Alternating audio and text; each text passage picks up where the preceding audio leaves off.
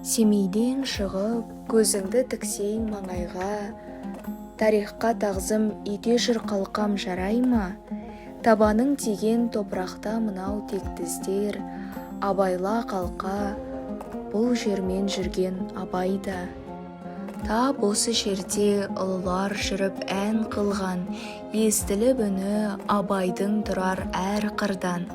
Семейден өтіп, Шыңғысқа бағыт бұрғанда, Шағылдың беті шар құрып шығар алдыңнан. Күшікбай деген уақта батыр болған дер, асуға осы есімін ердің арнау дел. Талғамсыз жалған табанға таптап кешегі, қорғансыз қалған ғазиза қаза болған жер.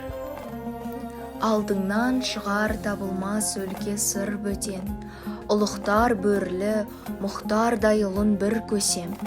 Нұржамал менен Омарқан рухы жатқан жер, әуездің әні әуеде тұрған бұл мекен. Әр өлке бұнда бір тұғыр дерсің, бір еңсе, қасиет дарып, құныда өскен күн ерте. Абай қыстаған арал төбеде бір дастан, әйгерім ділда бейіті жатқан бұл өлке. Халыққа дарып, көктегі күннің шуағы, құдірет жатқан мекен бе дерсің бұл әлі. Сырт жатқан таудан қасқабұлақ тырсырайтып, өлеңнің дәмі татыған абай бұлағы. Тарихты мынау досқа да оқы, жатқа оқы, жырдың сөнетін сейлетінде жоқ оты.